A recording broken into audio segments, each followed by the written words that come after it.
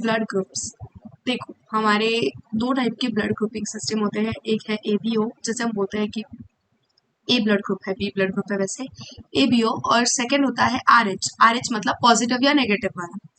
तो सबसे पहले रीड करने से पहले I will show you something. देखो ये है आरबीसी, आरबीसी, आरबीसी, एक और आरबीसी। इसमें क्या होता है, सारी इस पे होते हैं एंटीजेंस। तो आरबीसी के ऊपर ऐसे एंटीजेंस लगे होते हैं। सपोज यहाँ पे एंटीजन है ए, ओके, तो इसका ब्लड ग्रुप हो जाएगा ए। और एंटीबॉडीज नाम की चीज जो एंटीजन के अगेंस्ट प्रोटीन्स होती है, एंटीजन के अगेंस्ट है वो, तो वो होती है प्लाज्मा में। तो इस पे अगर एंटीजन ए है तो बॉडी में एंटीबॉडी बी होगी, एंटीबॉडी बी होगी। बिकॉज अगर सेम एंटीजन और सेम एंटीबॉडी रहा, एंटीबॉडी ए हमने डाल दी तो वो एंटीबॉडी ए है, वो एंटी ए है, वो ए के अगेंस्ट है, तो फिर वो इसको डिस्ट्रॉय कर देगी ना, ये आरबीसी इसको वो डिस्ट्रॉय कर देगी। इसलिए एंटीबॉडीज बी होती है हमारे ब्लड में। जिसका ब्लड ग्रुप ए है उसमें एंटीबॉडीज बी होगी। फिर जिसका ब्लड ग्रुप बी है, ये सपोज बी एंटीजन है हमारे पास आरबीसी के ऊपर, तो इसमें होंगे एंटीबॉडी ए। लेकिन जिसके अंदर दोनों ही एंटीजेंस है, दोनों एंटीजेंस है हमारे पास, तो इसके पास होगा एंटीबॉडी, नो एंटीबॉडीज, सॉरी, इसके पास नो एंटीबॉडीज।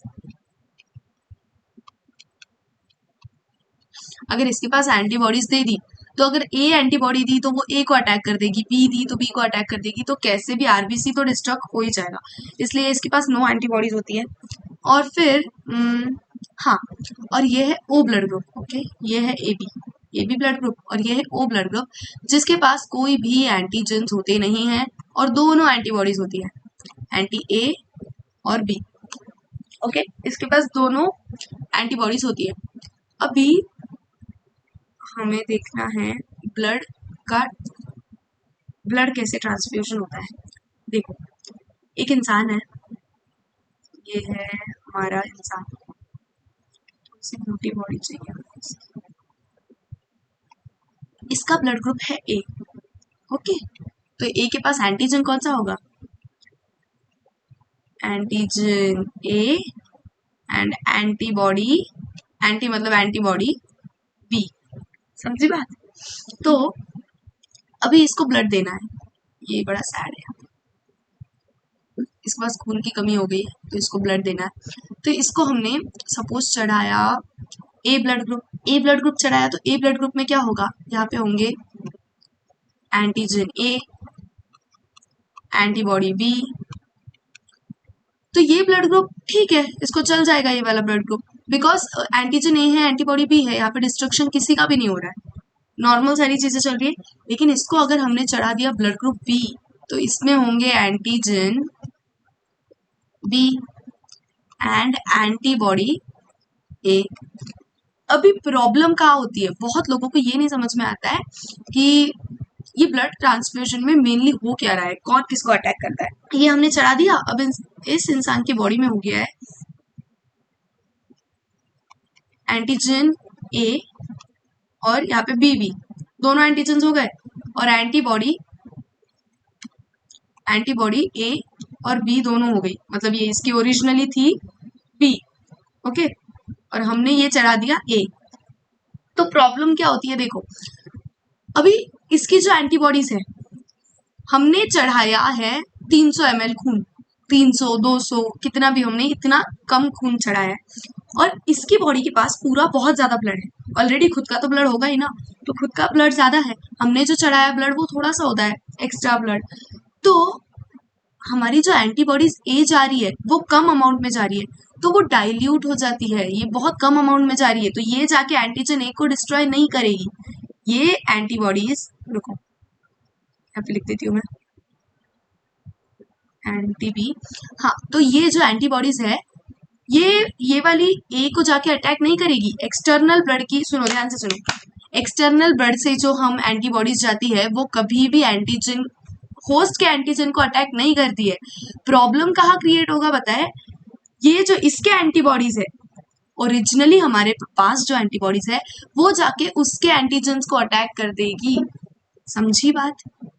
यहाँ तक समझी? नहीं तो एक और बार एक्सप्लेन करती हूँ, वेट। एक चीज याद रखो, यहाँ पे मैं लिखती हूँ कि, यहाँ पे लिख देती हूँ बॉक्स में,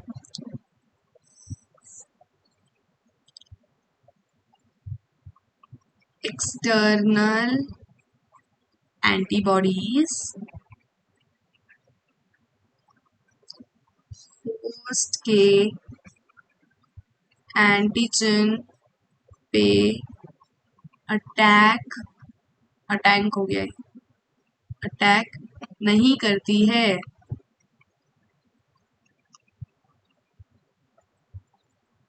बिकॉज डाइल्यूशन हो जाता है, बहुत कम अमाउंट में एंटीबॉडीज जा रही है, तो वो क्या ही अटैक करेगी होस्ट के। अभी सपोज मेरा ब्लड ग्रुप है ए और मेरी बॉडी में तुमने बी चढ़ा दिया, तो बी के अंदर आ जाएंगे एंटीबॉडीज ए। अभी इतनों से एंटीबॉडीज मेरे पूरे बॉडी के ब्लड को कैसे अफेक्ट करेगी? वो डाइल्यूट हो जाएगी। लेकिन मेरे पास भरपूर अमाउंट में एंटीबॉडीज भी है, मेरी पूरी बॉडी में मस्त ब्लड में बहुत सारी एंटीबॉडी भी है और आ रहा है एंटीजन बी, तो फिर मेरी एंटीबॉडीज एंटीजन बी पे अटैक कर देगी ना, तो प्रॉब्लम वहां क्रिएट होती है। इसलिए कभी भी ए इंसान को बी ब्लड ग्रुप नहीं चढ़ाया जा सकता, बी इंसान को ए ब्लड ग्रुप नहीं चढ़ाया जा सकता। एक्सटर्नल एंटीबॉडीज होस्ट के एंटीजन पे अटैक नहीं करती है बिकॉज डाइल्यूशन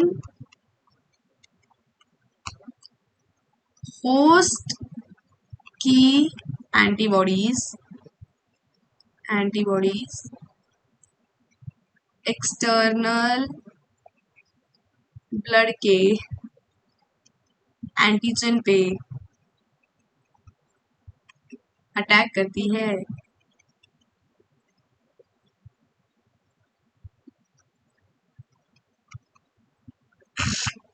इतनी बात समझी? ये डब्बा आप याद रख लेना।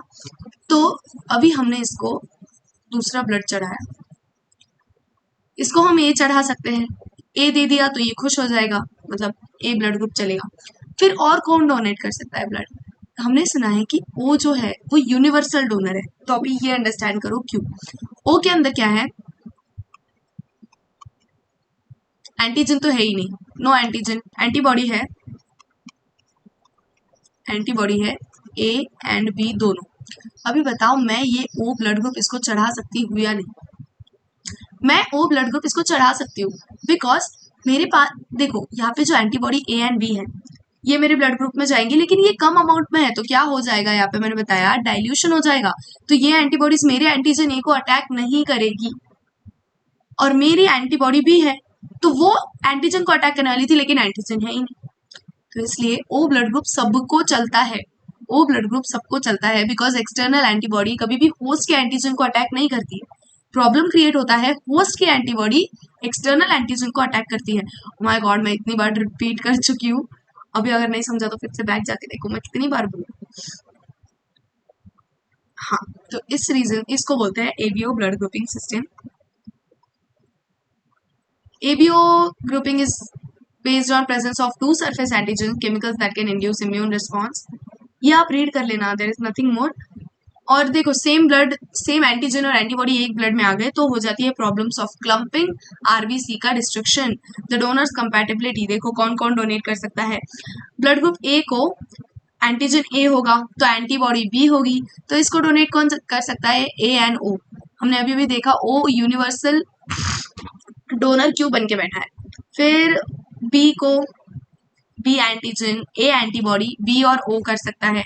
ए बी को ए और बी एंटीजन होते हैं, नो एंटीबॉडीज, तो A B O. A B ना यूनिवर्सल रेसिपिएंट है, मतलब ये सबसे ले सकता है। देखो इसको कौन कौन डोनेट करेगा? इसको सभी डोनेट कर सकते हैं। और ओ में एंटीजन तो है ही नहीं, एंटीबॉडीज ए एंड बी है, इसको ओ ही डोनेट कर सकता है, तो ओ को और कोई डोनेट कर ही नहीं सकता है blood. From the above mentioned table it is evident that O blood group can be donated to person with any other blood group and hence O group individuals are called universal donors. Person with AB group can accept blood from persons with AB as well as other groups. AB universal recipient है, O universal donor है। Next है RH grouping system, ये positive और negative वाली चीज है। Another antigen RH antigen similar to one present in rhesus monkey, इसलिए इसका नाम आरएच पड़ा है बिकॉज rhesus monkey में भी ये प्रेजेंट है. Is also observed on the surface of RBCs of majority, nearly 80% case पे ये RH एंटीजन प्रेजेंट होता है.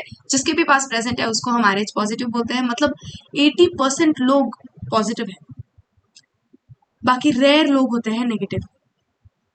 Such individuals are called RH positive, and those in whom this antigen is absent are called RH negative. An RH positive person, if exposed to positive blood, will form specific antibodies against RH antigens.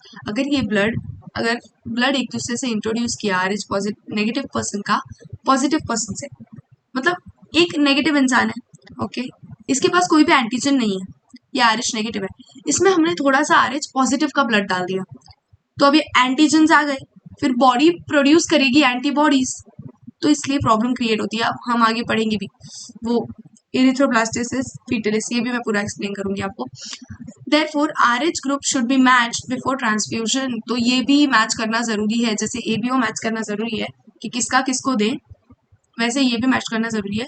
A special case of RH incompatibility mismatching has been observed between RH negative blood of pregnant mother with RH positive blood of fetus. देखो यहाँ पे कोई हमें page मिल जाए, देखो erythroblastosis, ये important है. Blastocyst fetalis, इसमें होता क्या है, ये है मदर, ओके,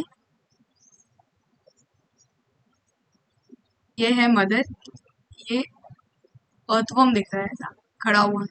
हाँ, तो देखो इसका ब्लड ग्रुप है पॉजिटिव, ओके,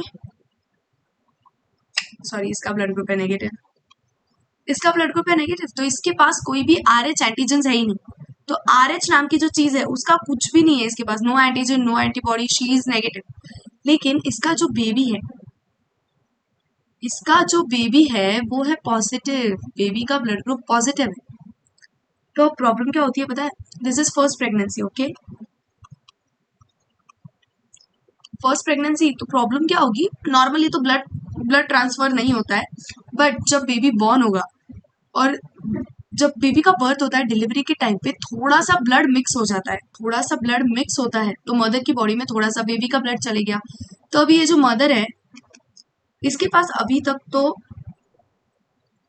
कोई RH के लिए एंटीजन एंटीबॉडी नहीं थी, लेकिन अभी इसमें चला गया RH का ब्लड, मतलब RH के एंटीजन्स चले गए बेबी से, तो ये बेबी तो बॉर्न हो गया, लेकिन मदर की बॉडी में क्या है, अभी मदर की बॉडी में बन गए एंटीबॉडी RH, मदर की बॉडी में अभी बन गया है antibody RH. And now when she will be again pregnant, जब सेकेंड प्रेगनेंसी होगी तब क्या होगा, वेट, अभी इसकी बॉडी में है एंटीबॉडी RH, मतलब एंटीबॉडी पॉजिटिव ब्लड के अगेंस्ट. अभी जब इसका जो सेकेंड बेबी है इसका भी ब्लड ग्रुप पॉजिटिव है, इसके पास एंटीजन्स है पॉजिटिव वाले, इसके पास RH वाले एंटीजन्स है, उसको हम ब्लड ग्रुप पॉजिटिव बोलते हैं.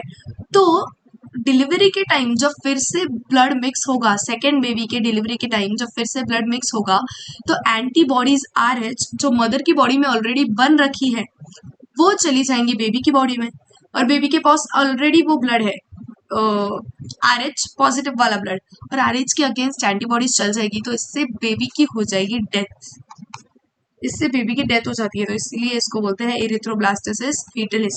तो इसको प्रिवेंट करने के लिए, प्रोटेक्ट नहीं, बेबी को प्रोटेक्ट और इस पूरे ड्रामा को प्रिवेंट करने के लिए एक मेडिसिन थी, ये आपके सिलेबस में है नहीं बट मुझे याद है तो मैं लिख देती हूँ. रोगैम नाम की एक मेडिसिन होती है, तो ये रोगैम नाम का इंजेक्शन ये मदर को चढ़ा देते हैं, तो उससे ये सारा ड्रामा प्रिवेंट होता है और उससे बेबी की डेथ नहीं होती है.